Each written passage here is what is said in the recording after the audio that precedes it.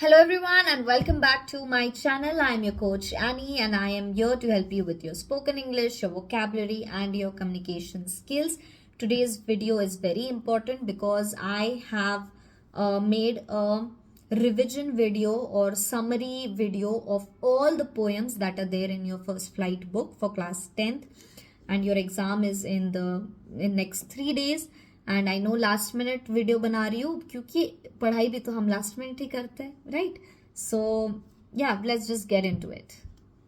Okay, so let's start with our first poem. We are going to discuss the tone, the theme, the poetic devices and the summary in detail. So let's start with the first poem, that is Dust of Snow. Okay, so basically Dust of Snow is also the poetic device or the metaphor in this poem. Okay, let's just read out the poem first. The way a crow shook down on me, the dust of snow from a hemlock tree, has given my heart a change of mood and saved some part of a day I had rued. The way a crow shook down on me. So, because of the movement of the crow, okay, the dust of snow. What do you mean by dust of snow? Dust of snow refers to the snow particles. So the poet is saying that because of a crow's movement, okay, the dust of snow fell on him from the hemlock tree. So our poet Robert Frost, he was under a hemlock tree, and when he was under the hemlock tree, the crow's movement on the tree, what happened because of that? Some snow particles fell on him. So he refers to the snow particles as dust of snow. It is also an example of metaphor because the poet is comparing the snow particles with the dust of snow. Okay.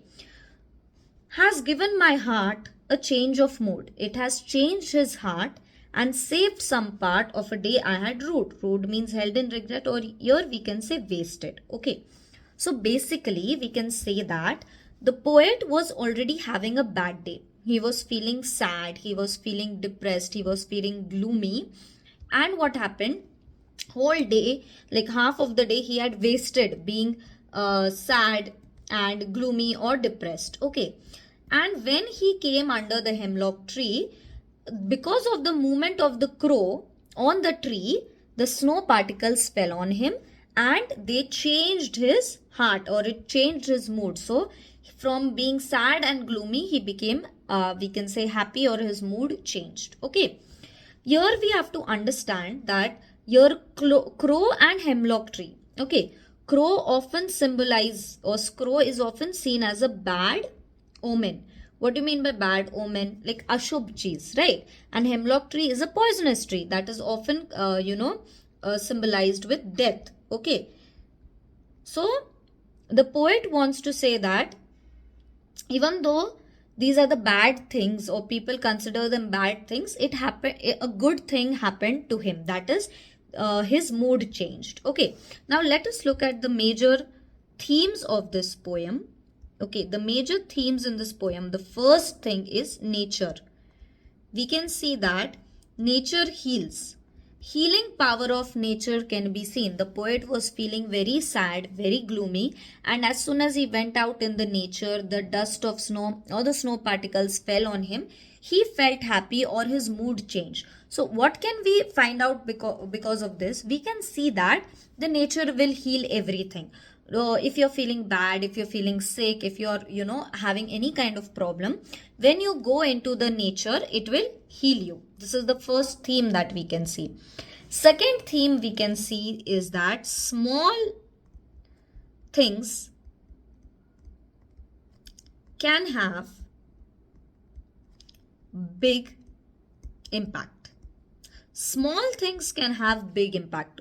It was a very small thing that the dust of snow or snow particles fell on him, but it changed his mood significantly, right? So we can see that small things can also have big impact. You don't have to always something big should happen to you in order to make you feel good or change your mood or whatever. So small things can have big impact. Thirdly, negative things. Negative things can have positive impact. Here we have already seen that the poet has used the crow and hemlock tree as symbolism. Okay, the poet wants to say that crow and hemlock tree, even if they are used as something that is a negative thing, they are used to say something that is inauspicious. Inauspicious means ashubh. Okay, even though they were inauspicious, something good happened in his life because of it. So negative things can also have positive impact. And lastly, he is giving us a message about stereotypes and prejudice. Prejudice, when you are judging somebody without knowing them, without knowing the actual truth, just because everybody believes a certain thing, that is also known as prejudice or stereotype. For example, crow is a bad thing. Okay, or ya fir kali billi, right? If a black cat will pass your way, then your work will not be done. That is also an example of stereotype, or we can say superstition. So superstitions and prejudices, they are a bad thing. Okay, so or not only a bad thing, but like they are not always true. So that is what the poet wants to tell us. He wants to tell us how nature heals, how small things can have big impact, how sometimes negative things can have a positive impact, and how superstitions and prejudice are not always true, and we should not always believe in such things. Okay, now let us look at the poetic devices in the poem. Dust of snow. This is an example of metaphor, because the poet is comparing the dust, snow particles with the dust. Okay, so that is an example of metaphor. Then secondly, we can see that we have symbolism. Another poetic device, we can say crow symbolizes bad omen, and hemlock tree symbolizes death because it is a poisonous tree. So we can take the symbolism. We can see alliteration, has given my heart. Okay, that is an example of alliteration. What do you mean by alliteration? Alliteration means when two consonant sounds are repeated, saved some. Okay, so this S sound is being repeated.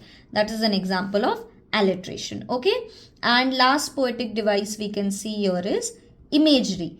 What is imagery? Here the poet has created a visual imagery. In our mind, he is creating a picture. When you read this poem, you can read, you can understand, you can visualize how the crow will be there, how the hemlock tree will be there, snow, you can see it. So the poet has used visual imagery to create a image, vivid image of the scene in the mind of the reader. We can also see that the poet has created a contrast of black and white. How? Through crow, which is black, and snow, that is white. So he has created contrast of black and white. He has created contrast of positive and negative things. And lastly, we can see the rhyming scheme. So rhyming scheme of the poem is A, B, A, B. Crow, snow, me and tree rhyme together. So again, the rhyming scheme is A, B, A, B. Okay. So this is Dust of Snow. Dust of Snow is just a poem where the poet is having a bad day because of the snow particles, the dust, snow falling on him, his mood changed. So we can learn how nature will heal things. Small things can have big impact, negative things can have positive impact, and stereotypes and superstitions are very bad. Okay, so this is Dust of Snow. Next poem is Fire and Ice. Fire and Ice, again it is written by Robert Frost. Okay, Fire and Ice is a very symbolic poem. Okay, इसमें symbolism use किया है. Some say the world will end in fire, some say in ice. From what I have tasted of desire, I hold with those who favor fire. So here we can say that the poet is saying some say the world will end in fire. Fire की वजह से world destroy होने वाला है. But here you have to realize, we have to understand that fire does not mean that he is talking about actual fire or literal fire या आग. Here fire has a symbolic meaning. Fire means anger, greed and desire. Okay, the poet is saying that Some say the world will end in fire. Fire means anger, greed, and desire. Of whom? Of the people. This negative and powerful emotions of the world, of the people, of anger, greed, and desire will destroy the world. Some say it will end in ice. Now, ice symbolizes hatred, jealousy,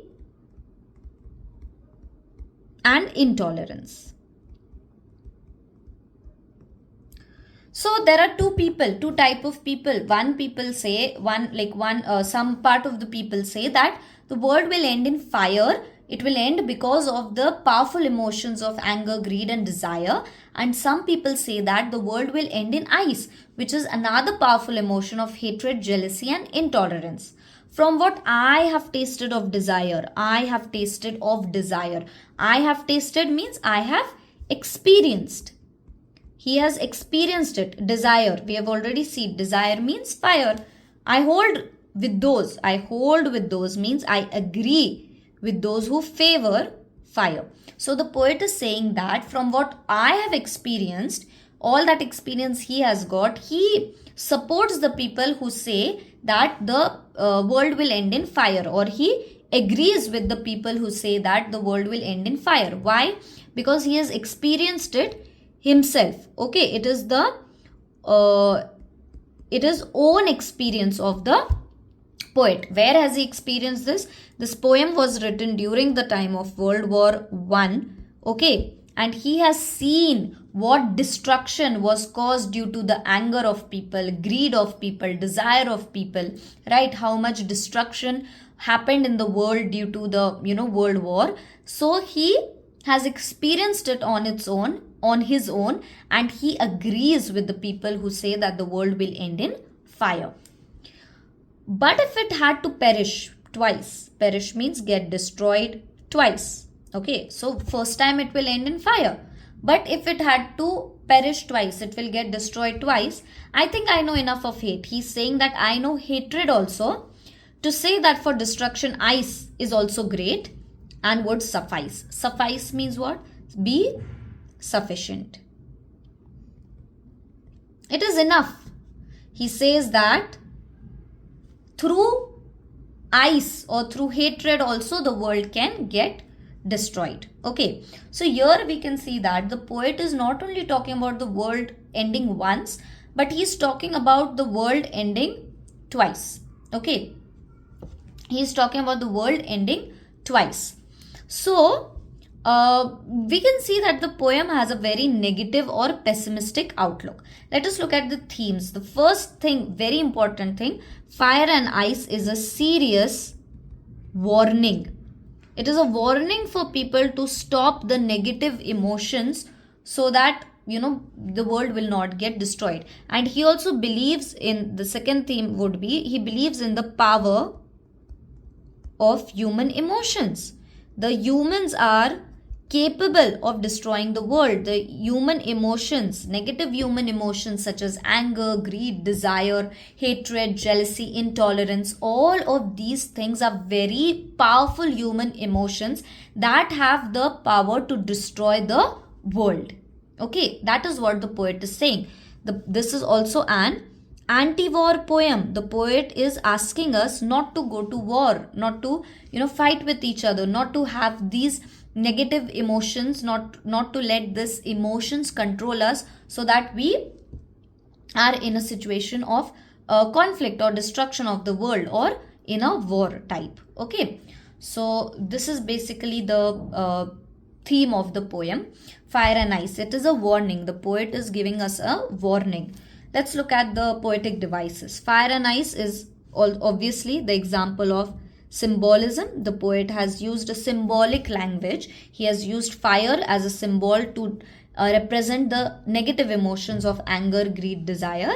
The poet has used ice as a symbolism to portray the negative emotions of hatred, jealousy, and intolerance. Okay, then we can see some say, again that is an example of alliteration because the S sound is being repeated. Okay, rhyming scheme is A, B, A, A. The rhyming scheme of the poem is A, B, A, A. We can see imagery is created again. Imagery, visual imagery, you can visualize, you can create a picture in your mind how the world will end by fire. You can visualize the actual fire, you can visualize it being frozen. Okay, so like this we can visualize or create a visual imagery in our head, in our mind, in the minds of a reader. Okay, these are the poetic devices. One important thing, the tone for this poem would be, the tone is serious. Okay, the tone is serious and also the tone is concerned. The poet is concerned about the world. Okay, I forgot to discuss the tone of Dust of Snow. So the tone of Dust of Snow, it starts sad, but it at the end you become uplifted. You are happy, cheerful. So the tone is uplifting or cheerful, joyful. Okay, for Dust of Snow, the tone is joyful, and for Fire and Ice, the tone is serious or it is concerned. Okay. Now, both of these poems, how can you relate it to real life? The question will be asked about, how about nature it will be asked, about negative emotions, conflicts that are happening in the current scenario or in the current world. क्या problems हो रहे, these all things can be asked. Okay, in extract based, in the long answer type or short answer type. Okay,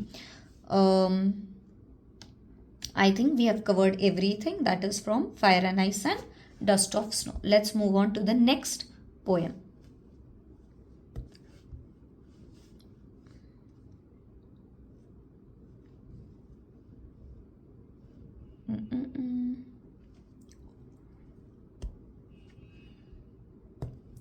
The next poem is, I think, Tiger in the Zoo.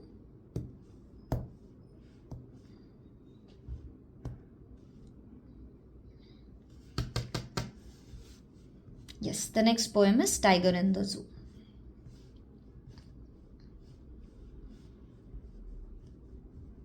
All right.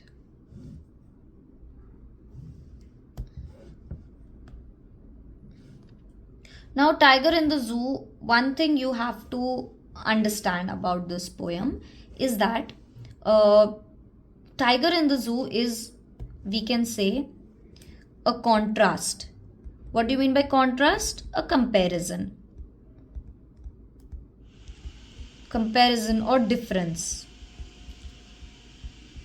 between the life of tiger in the zoo, okay, and life of tiger in the natural habitat. Which is the natural habitat? It is the jungle. So we can see each stanza, it compares or contrasts the life of a tiger in the zoo and life of tiger in its cage. Okay, so here we can see, let's just look at the poem first.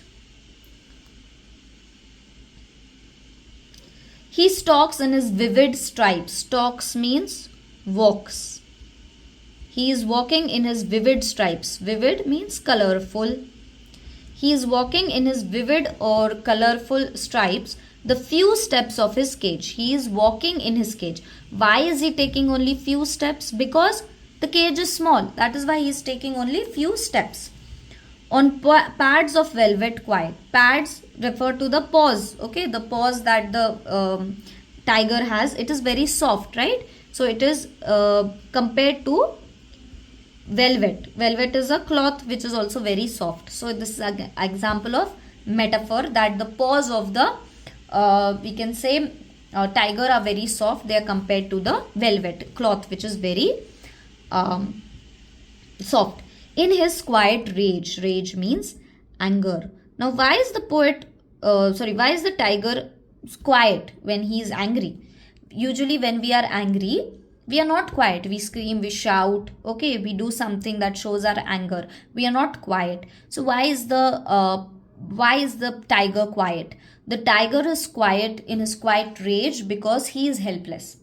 He cannot do anything about his situation. That is why he is very helpless. So he does not do anything. Or we can also see that he is angry at such a, we can say, long intensity, with so much intensity that his anger has just become quiet. Okay, quiet. Again, this is an example of repetition. Okay, he should be lurking in the shadow. Lurking means hiding in the shadow.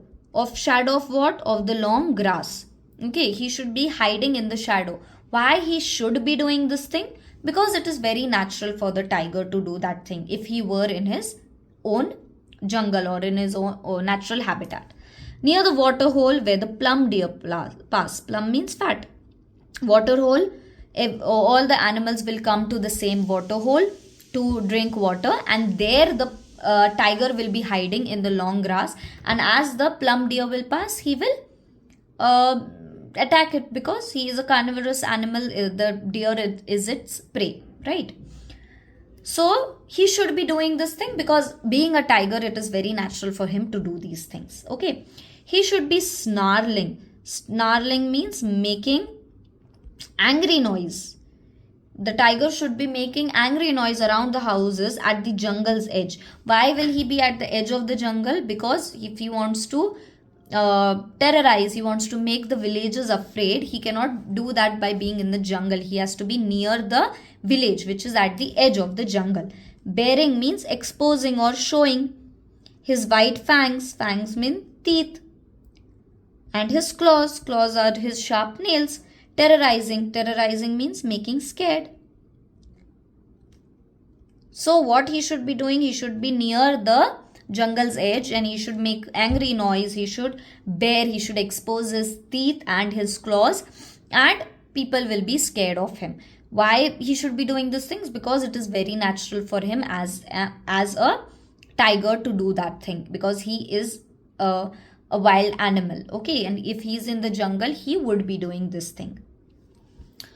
But again, we can see there's a contrast.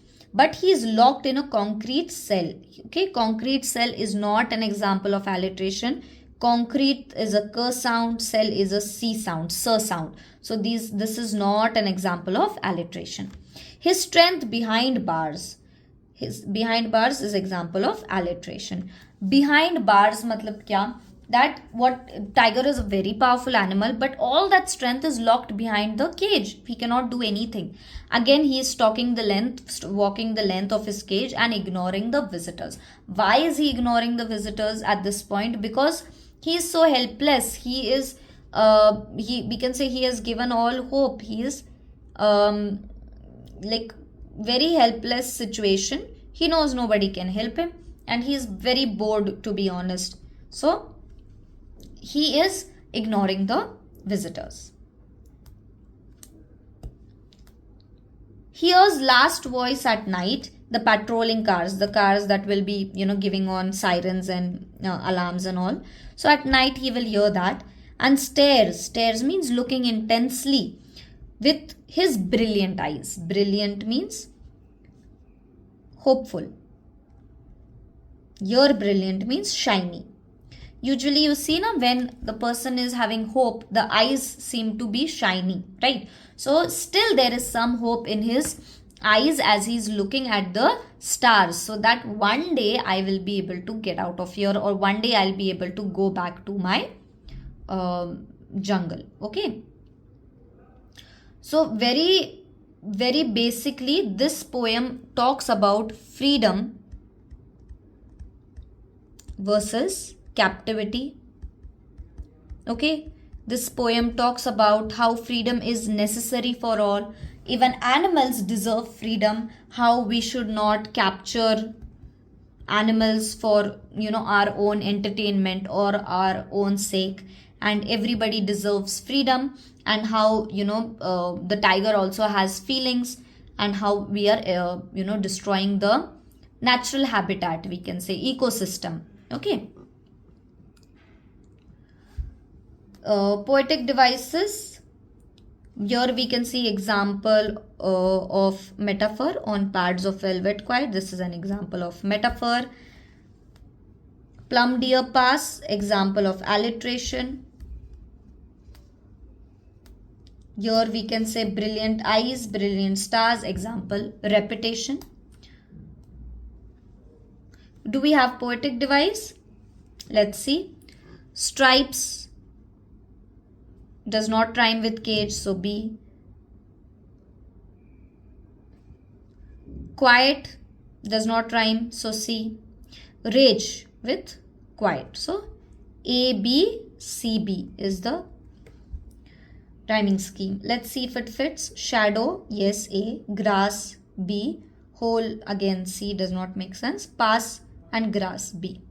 So again the rhyming scheme is being repeated. Rhyming scheme of the poem is A, B, C, D. Okay, what is the tone of this poem? Obviously what you feel after reading this poem, you feel very sad. So what is the tone? The tone is melancholic. Okay, melancholy. Melancholy means, that's a, we can say, literary word for sad. This poem makes you feel sad, and basically the entire theme or the purpose of writing this poem is to make us understand how, you know, freedom is important for all, even if they are animals. So that is a tiger in the zoo. Let's look at the next poem.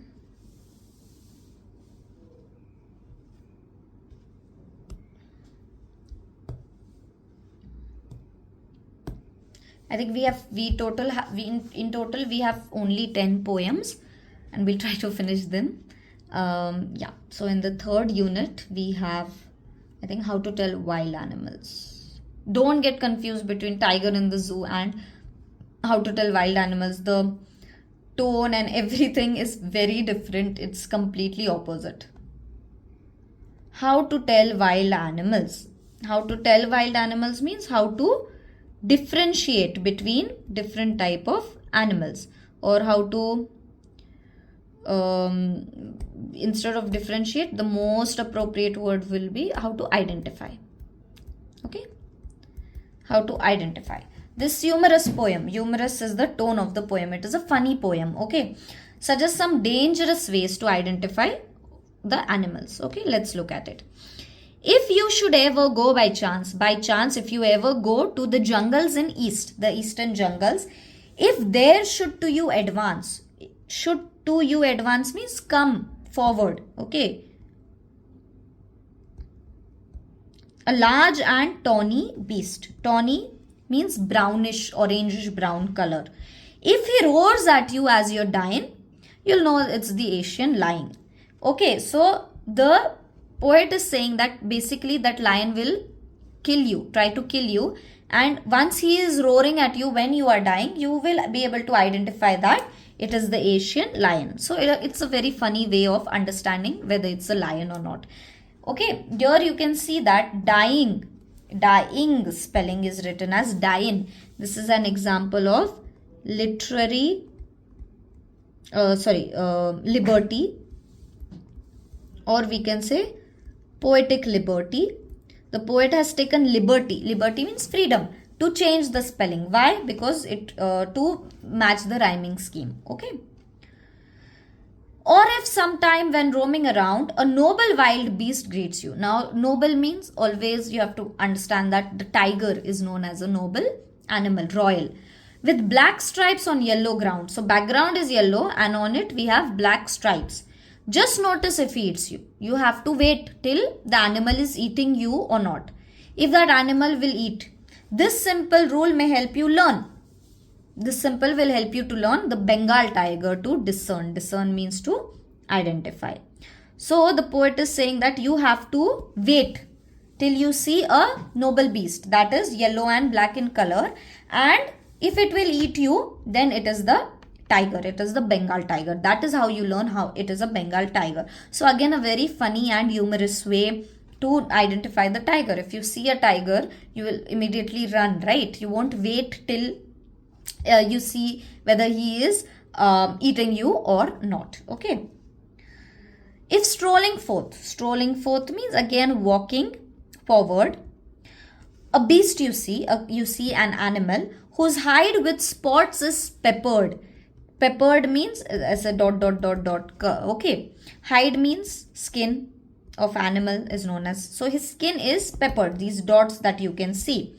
As soon as he has leapt on you, okay, as soon as he has leapt on you, you will know it's the leopard. The leopard will leap on you. It will jump on you. Twill, twill, it will. Okay, do no good to roar with pain. He'll only leap and leap again. Again, this is example of poetic device. Liberty, leap होना चाहिए, but उन्होंने leap use किया है, ठीक है. So when you see this kind of beast which is covered with spots, you have to wait, okay, and it will leap on you, it will jump on you, and as you're crying in pain, he will only leap and leap on you again. So that is again a very funny way to describe the leopard or to identify the leopard. If you're walking around your yard, if you're walking just in your backyard, you meet a creature there who hugs you very, very hard. Okay, be sure it is a bear. If you have any doubts, I guess he'll just give you one more caress. Caress again means hug. Okay, so this is very ironical. Okay, irony, we can see an example over here. Ironical, why? Because what the bear will do, a bear is an animal who will grab the prey. It will grab the person, okay, in a very dangerous way. But here the poet is saying that in a funny way, that the bear will not grab you, it will simply hug you. And if you're having any more doubts, it will hug you again hard. So this is an example of irony, because instead of saying that the bear will attack you by grabbing you, the poet is saying that it will hug you. Okay, so again a very funny and humorous way. Though to distinguish beasts of prey, distinguish means differentiate. Beasts of prey means the wild animals, right? A novice, novice means amateur. Okay, an amateur person who does not understand anything. Noob, okay. Might nonplus means confused. So an amateur person who does not know anything, they might get confused how to identify different animals. The crocodiles you always may tell from hyenas thus. How will you identify crocodile and hyena? How will you differentiate crocodile from hyena? Hyenas come with merry smiles. If they come with smiles, you must have heard the hyena, what sound they make, it looks as if they are laughing. Okay. But if they weep, they are crocodiles. Crocodile tears you must have heard. Okay, so this is again we can say contrast has been used here in this particular lines with merry, smile and crying. So crocodile tears is a very basic we can say saying. Crocodile tears means fake tears. So the poet has used that in this stanza. A true chameleon is small.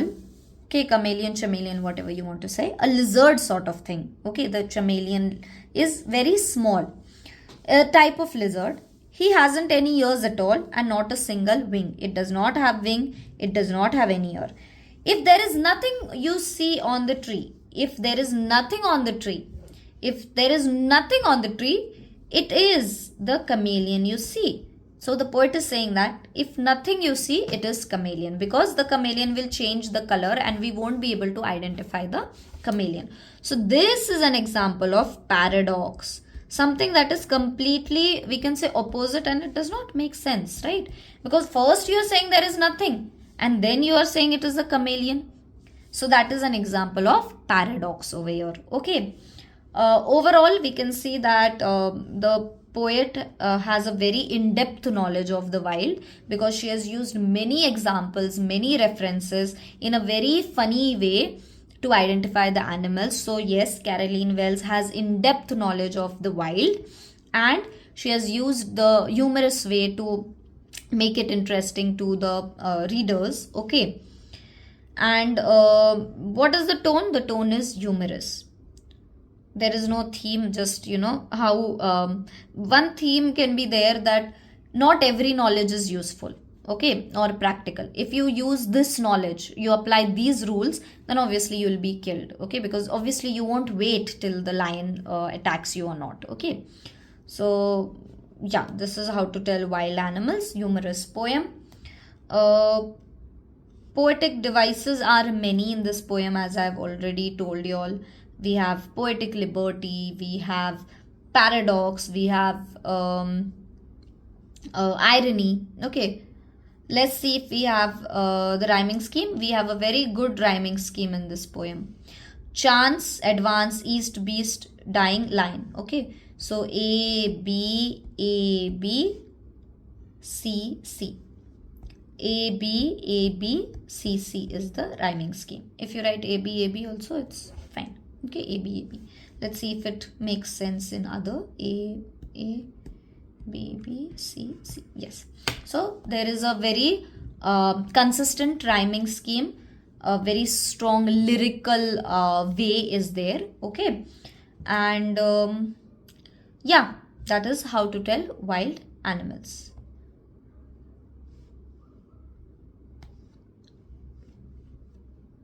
The Ball poem. This is actually one of my favorite poems to teach. The Ball poem is a very symbolic poem.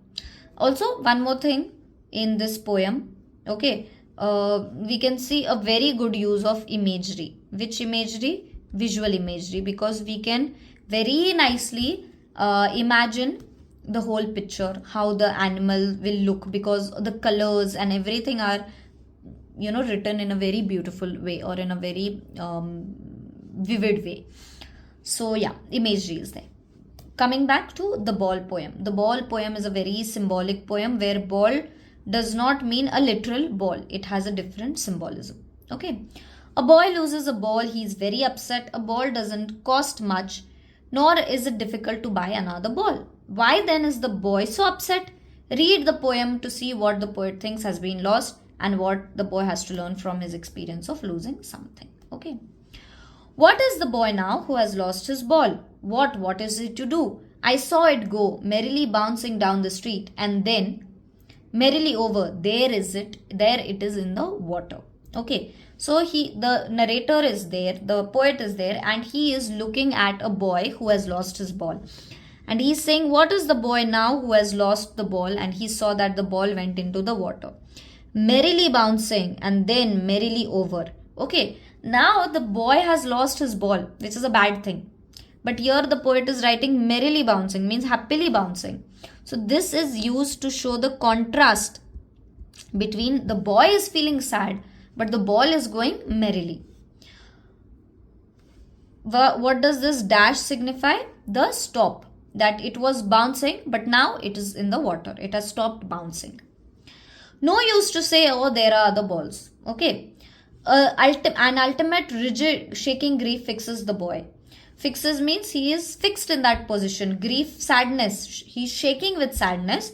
As he stands rigid, trembling, again shaking, staring down. He is just looking down at the ball. He is not moving. He cannot move. He is unable to do anything. He is just staring at the ball. Okay.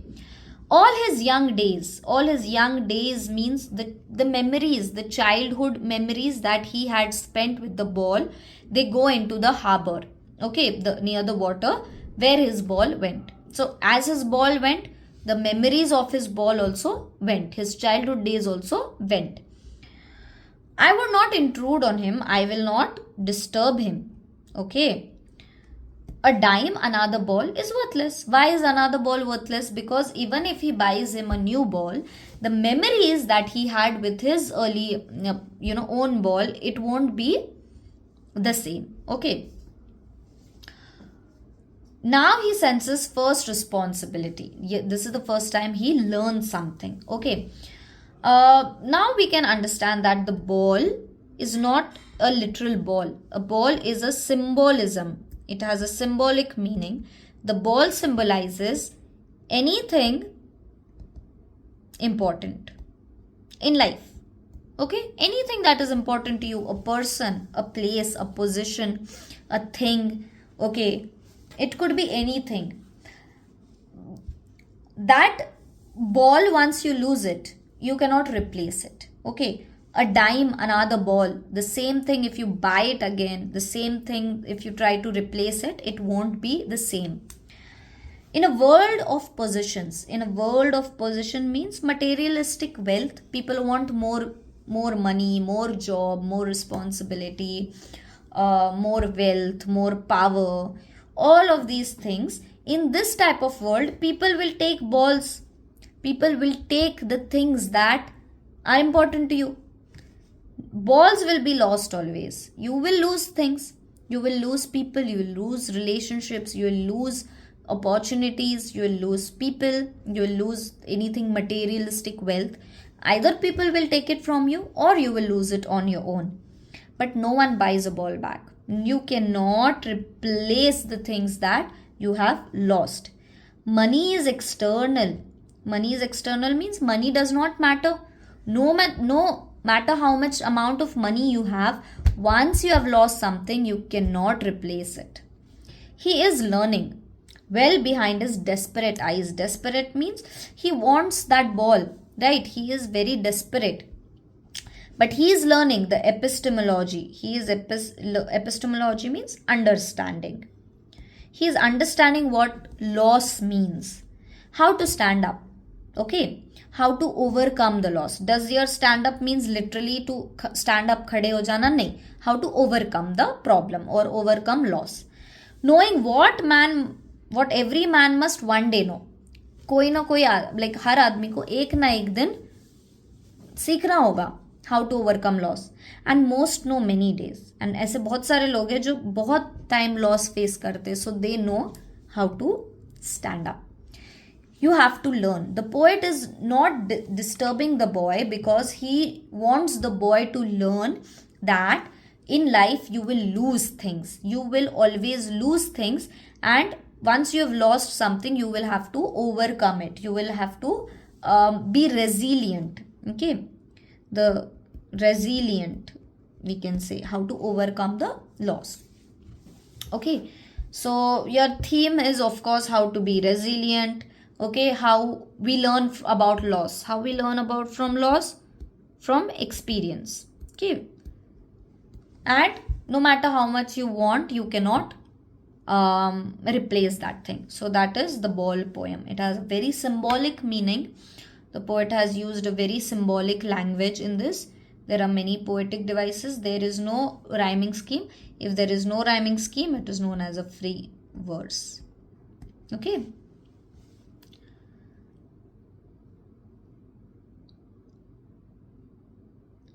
Okay, so this is the ball poem. So anything that is important to you will be lost. How do we know that it is his first loss? The boy has lost something for the first time. We can see in this line, he senses first responsibility.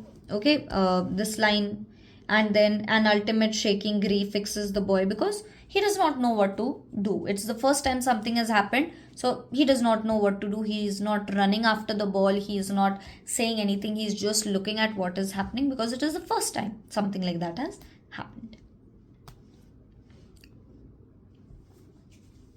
All right. Let's move ahead with the next poem.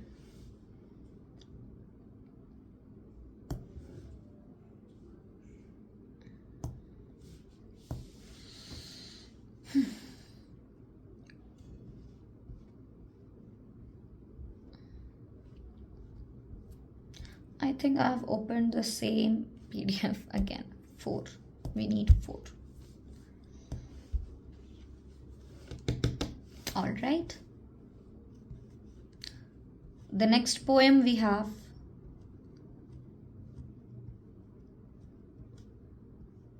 is Amanda. You know, Anne Frank and Amanda are completely opposite. Amanda. Okay. Now this poem again. This poem, Amanda, has a verse. Okay.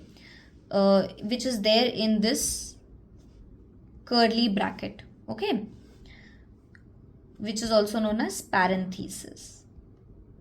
So we can see there are, we can say 2 stanzas. One stanza is of the parent and the parenthesis is the inner monologue of Amanda, the child. Okay. So in this poem we can say that the poet, the parent is giving certain instructions to Amanda and how that child is feeling while receiving those instructions. Okay. So Amanda with an exclamation mark. this exclamation mark also has a significance. It's not just there for just being there. Okay.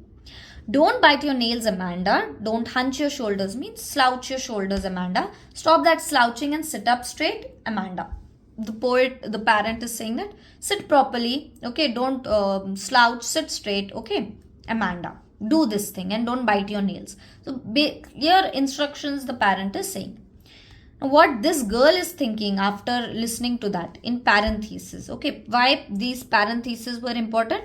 Because we get to know about Amanda's inner monologue. Okay, inner thoughts.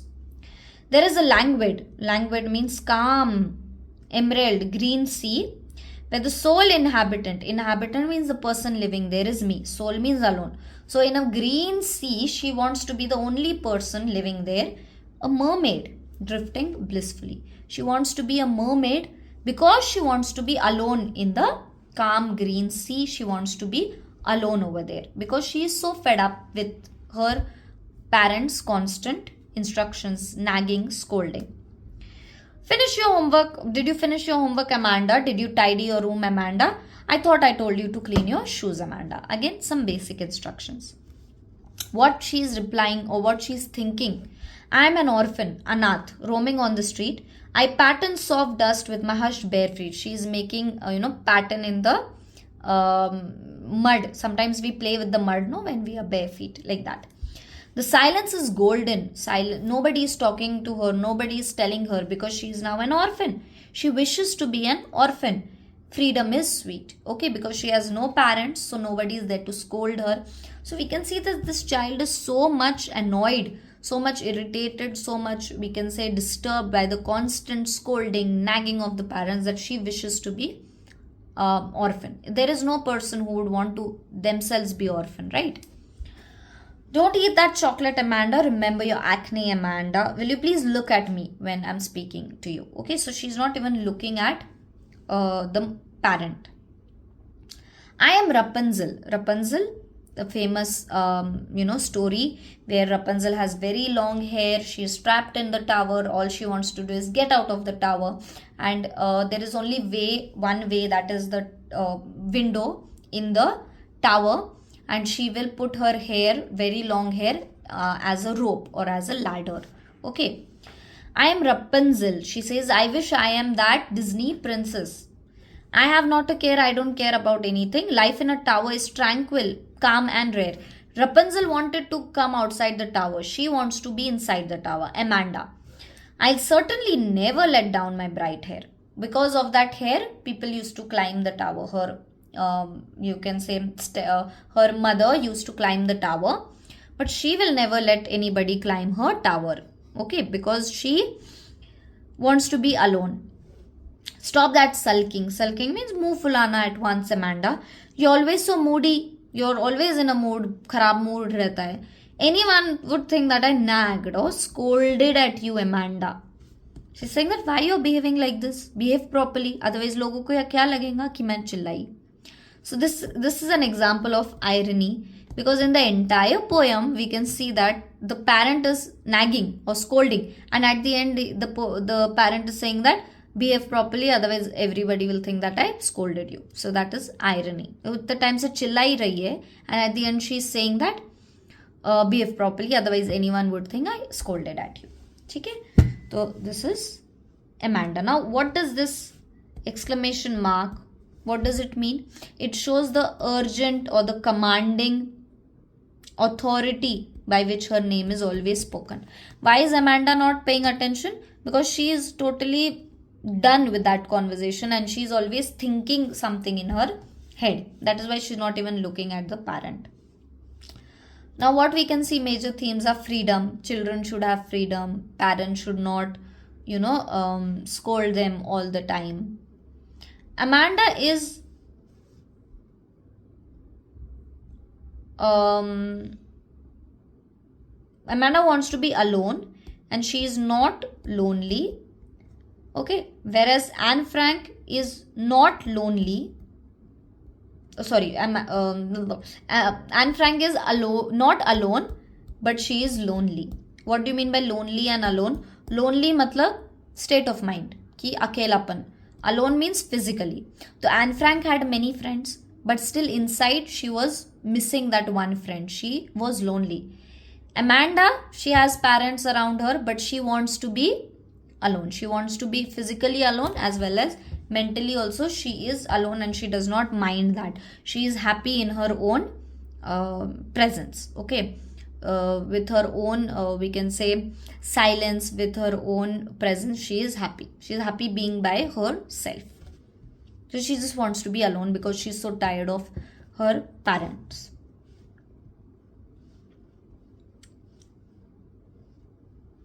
Okay, done.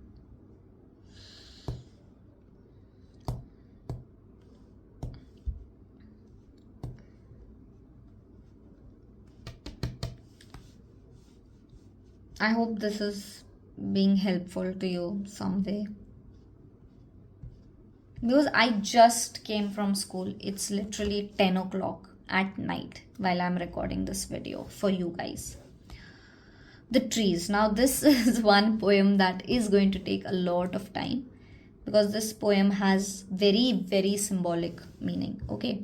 If you simply take the word trees, you will not understand anything. Trees does not have a literal meaning here. The trees means women. Okay, in short we'll try to do it. Trees means women.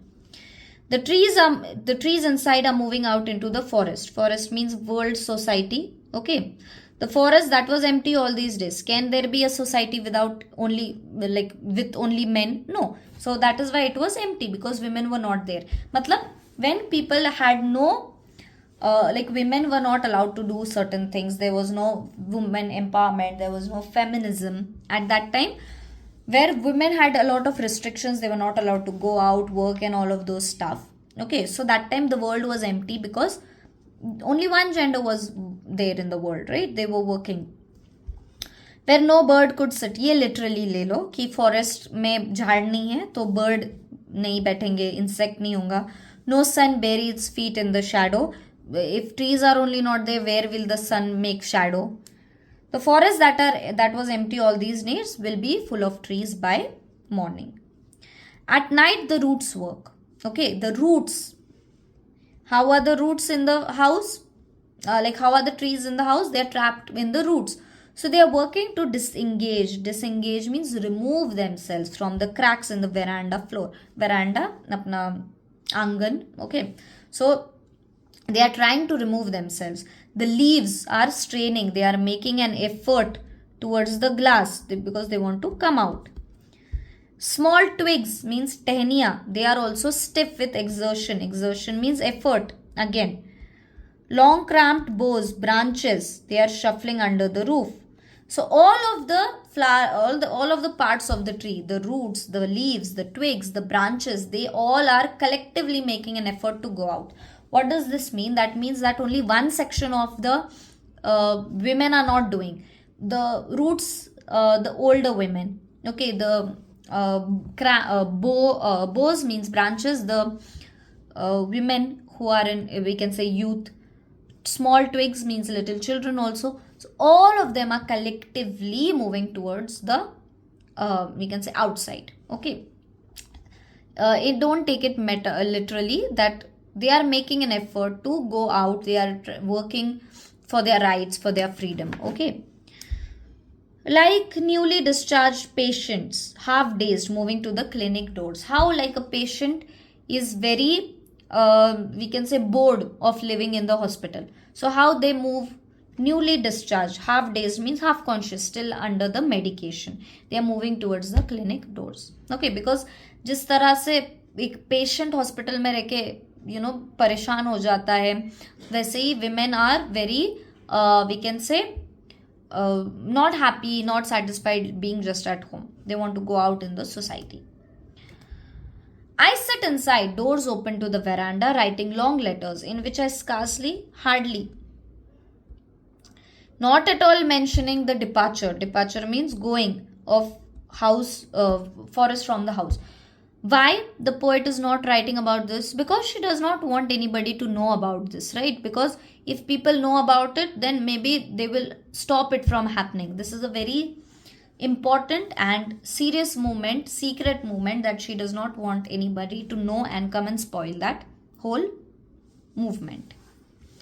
The night is fresh, the whole moon shines. Pay attention here, the whole moon shines in a sky still open. The moon seems very far. This moon symbolizes the opportunities that women have.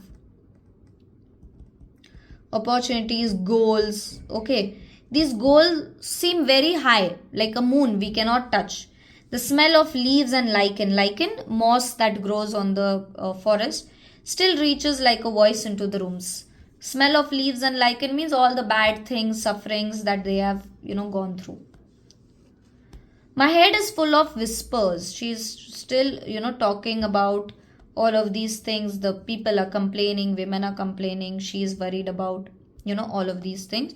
Her head is full of whispers, which tomorrow will be silent because obviously that movement will be successful.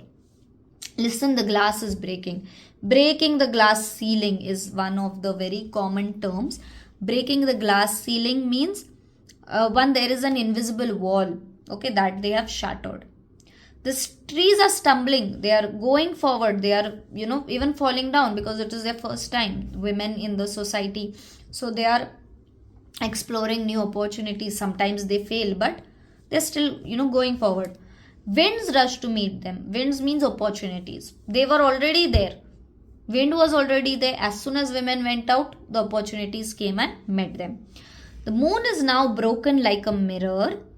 Its pieces flash now in the crown of the tallest oak. Tallest oak, again, tree. Tree means women. Women who have reached the highest potential. Imagery है ये, visual imagery. Contrast है दोनों में. पहले क्या था? Moon was full. It was impossible to reach. ठीक है? It seemed like whatever their goal is, it is very difficult. अभी क्या बोल रहे हैं? The moon is broken like a mirror. एक oak tree होता है. I'm not very good at drawing, but maybe this is a tree. And then moon is circling behind the tree. Okay, the moon is broken. It symbolizes that women have now achieved the moon.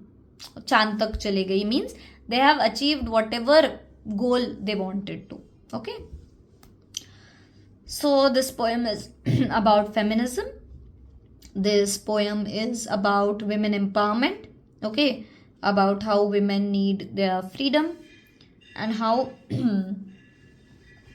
the trees are very essential. Why the poet has compared trees to women? Because just how trees are very important for the environment, for the ecosystem, for the earth, women are very important for the society, for the world.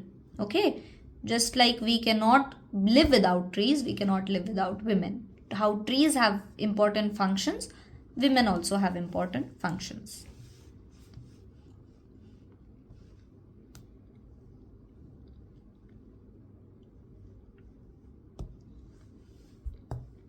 Let's look at the next poem.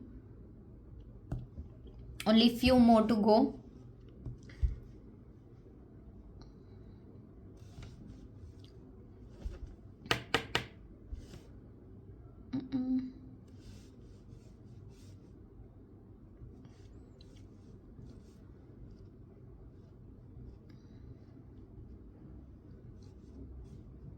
Fog. Very small poem. You think that what is the purpose of this poem? Like most of the times people see this poem, children see, and they are like, my children also, that what was the purpose of this poem? Okay, so it has a purpose. Fog. Okay, the fog comes on little cat feet. The fog is compared to a cat. This is an example of metaphor.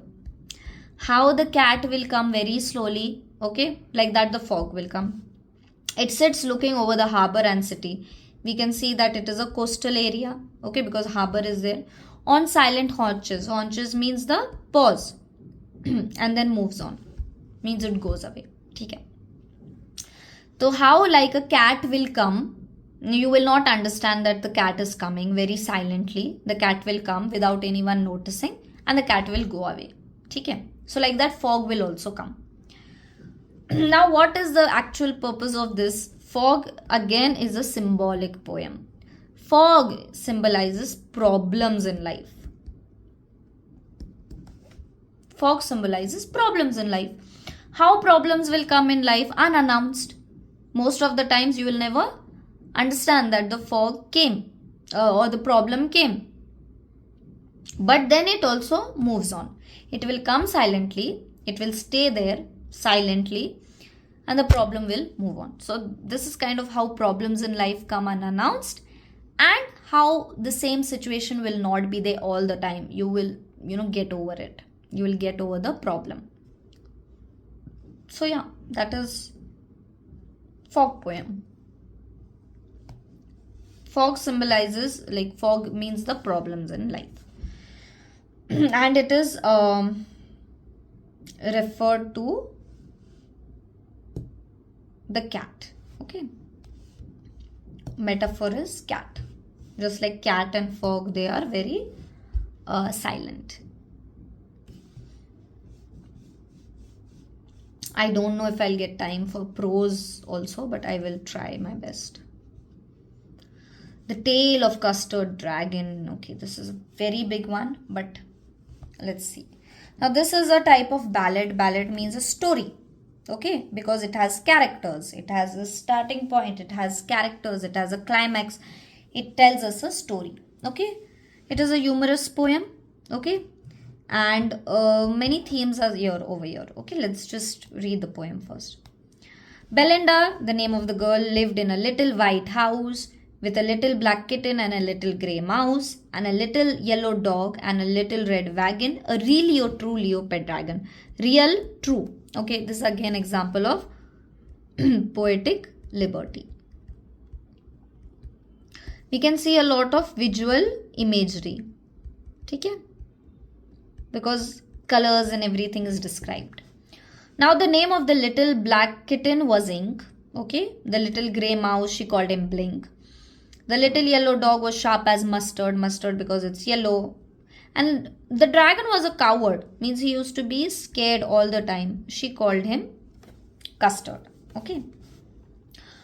Now here the description of the dragon is given. Custard the dragon had big sharp teeth and spikes on top of him. This kind of spikes are there on the back. And scales underneath, like how the snake have. Okay. Mouth like a fireplace. Example of simile. Comparison using like and as. Mouth like a fireplace because fire used to come out. Chimney for nose. Chimney metaphor. Smoke आता है, right? धुआं. उसके नाक से धुआं आता है, उसके मुंह से आग आती है. And really or truly or daggers. Daggers means knives on his toes. So his nails are also very sharp, just like knives. Belinda was as brave as a barrel full of bears. Ink and Blink chased down lions down the stairs. Mustard was as brave as a tiger in a rage. But Custard cried for a nice safe cage. All of them are very brave. But Custard asks for cage because he's scared. He wants to be safe inside the cage. Belinda tickled him. She tickled him unmerciful. They used to tickle means gudgudi karna, but they used to just trouble him. They used to bully him. They used to tease him a lot. Ink and Blink, they rudely called him Percival. Acha, Percival matlab kaun? Percival was a hero. Okay, he was a warrior. He was a knight who was very, very brave. तो उसको Percival बोलते थे चिढ़ाने के लिए, because he was not at all brave. For example, कोई person है जो इतना ज़्यादा होशियार नहीं है, उनको आइंस्टाइन बोलते हैं, है ना? तो सार्काज्म वे है उसमें, सार्कास्टिकली उसको Percival बोलते थे because he was opposite of Percival. They all sat laughing in the little red wagon means car at really or truly a cowardly dragon. तो ये सब लोग उसका मिलके मजाक उड़ाते थे क्योंकि ड्रैगन अपने डरे हुए थे. ठीक है. Belinda giggled till she shook the house. Belinda giggled. Giggled means हंसी. वो इतना हंसी कि वो घर ही हिल गया. ऐसा कभी होता है क्या? नहीं. तो इसको एग्जैजरेट किया है. एग्जैजरेट किया है, बड़ा चढ़ा के बोल देना, उसको हाइपरबोल बोलते हैं. Hyperbole. This is the example. Okay, बड़ा चढ़ा के बोलना. Blink said week which is giggling for a mouse, वो भी हंस सकते थे. Ink and Mustard rudely asked his age, कि कितने, like they used to ask कि how old are you Custard, how come you still so scared and all. When Custard cried for a nice safe cage, but Custard used to be very afraid, so he wanted to be safe in the cage. Suddenly, its repetition, it shows the urgency. They heard a nasty, bad sound, and Mustard growled, and they all looked around. Meouch, cried Ink. Meouch, that is meow, right? And ooh, cried Belinda, for there was a pirate climbing in the window. Okay, poetic liberty. So they all got scared, and there was a pirate. Okay, he was coming in the window. Pistol in his left hand, pistol in his right, and he held in his teeth a cutlass bright, a sword. Okay, एकदम दोनों हाथ में pistol, एक में और मुंह में तलवार, just like Zorro. He came like Zorro. His beard was black. His one leg was wood, amputated. Okay, it was a fake leg. It was clear that the pirate meant no good. He did not come with good intentions. This was very clear because he came with the pistol. Belinda paled. She became very scared and cried, help, help. Mustard felt with a terrified yelp, with a, we can say, sound that is scared, he ran away.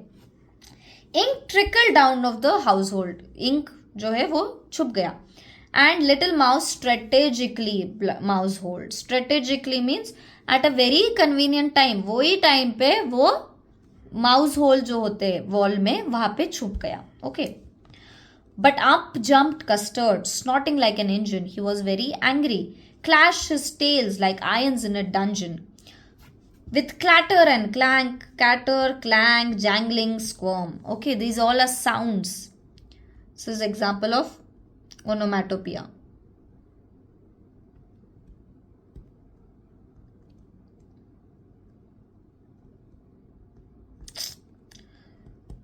Okay, this is an example of onomatopoeia. He went at the pirate like a robin at a worm. How robin is a bird, how it will kill and eat the worm, small kida, like that the Custard ate the pirate. Okay. The pirate gaped at Belinda. He also came near Belinda's dragon, gulped some grog is some drink from his pocket flagon, okay, from his flask. He fired 2 bullets, but it didn't hit, and Custard gobbled him, means ate him, every bit. Custard ने मार दिया उसको, खा लिया. Belinda embraced him. Now she hugged him. Mustard licked him. No one mourned. No one felt sorry for the pirate victim. Ink and Blink did in glee did gyrate, dance, moved, motion around the dragon that ate the pirate. Now everybody, they were very happy. They praised him. Okay, but presently up spoke little dog Mustard. I had been twice as brave if I hadn't been flustered. Got shy, taken by surprise. What the dog said कि मैं भी करता, but मैं बहुत surprise हो गया, बहुत जल्दी हो गया. And up spoke Ink and Blink, we would have been 3 times as brave, we think. Okay, he said that हाँ हम भी कर लेते, कुछ बड़ी deal नहीं है. And Custard said, I quite agree, everybody is braver than me. But Custard very humbly, he accepted that yes, you all are brave. He did not say that अभी बोल रहे हो तुम, but तब तुम भाग गए थे. Humbly he is accepting. Belinda still lives in her little white house with her little black kitten and a little grey mouse and her little yellow dog. Okay, again the same thing repeats. What is the actual purpose of this poem, or we can say what is the actual theme? That first one, actions matter than words. Okay, actions speak louder than words because they all always boasted. Okay, they all boasted कि हम बहुत brave है, but when the real time came, they all ran away. And Custard always said that I want a cage, I am scared, but when the time came, he was very brave. Okay. Secondly, we come to know about people only in times of, in these times. The real identity in face of problems we can come to know. We can judge a person in problem, like when they are facing a problem, how brave they are. Okay, there are all poetic devices in this. Simile, okay, metaphor, rhyming scheme. What is the tone? Humorous. Taken? Tone is humorous. So all poetic devices are there in this poem. Basically, how you action should match your words.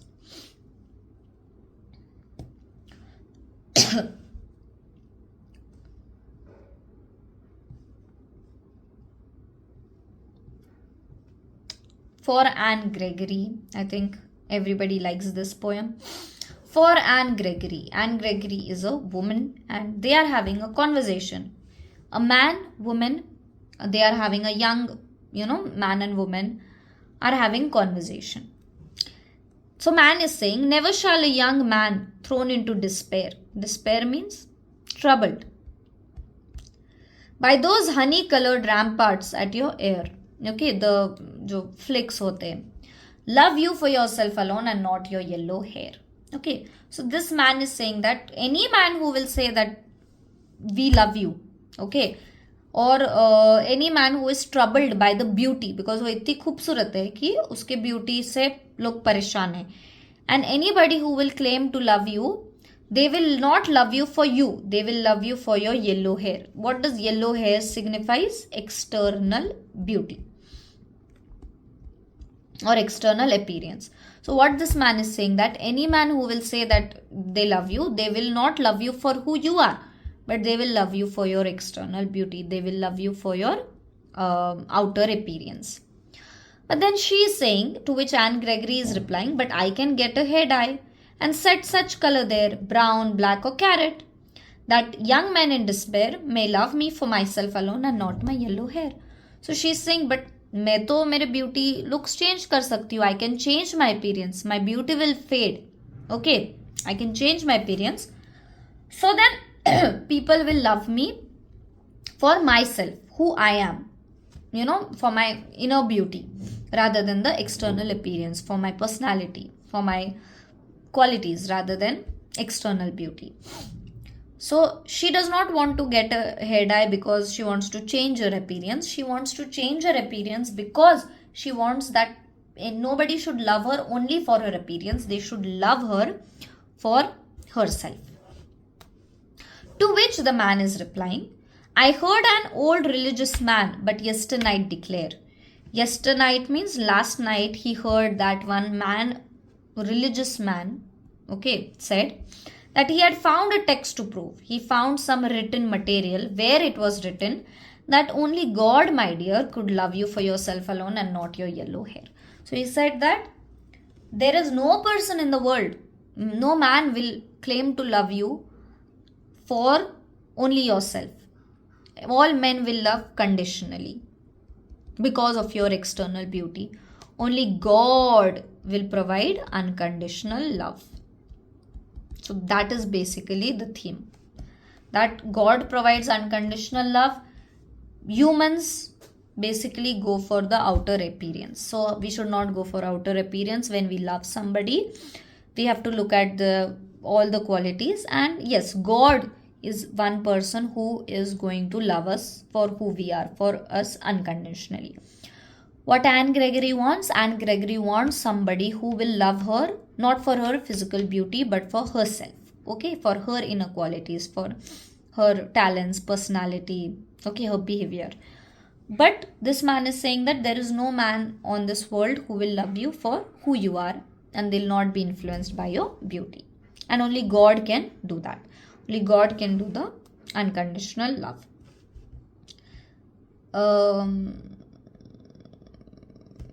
Do we have poetic device die? A, B, C. No poetic device, so it is known as a free verse. Okay. The tone is conversational and thinking also. So she's, suggesting that I'll do this, I'll do that. And I think we have reached the last poem.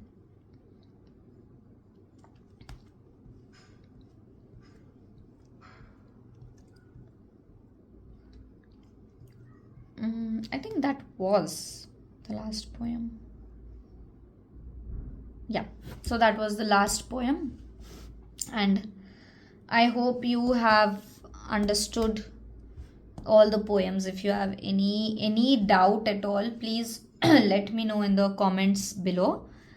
And if you want any topic for your exams, please let me know. We have 2-3 days. I'll try my best to give you in the poems. Just remember to understand the meaning and significance of each and every line, the poetic devices, the tone, and you will be set. Try to practice extract based questions. All right, so thank you so much, and I'll see you in the next one.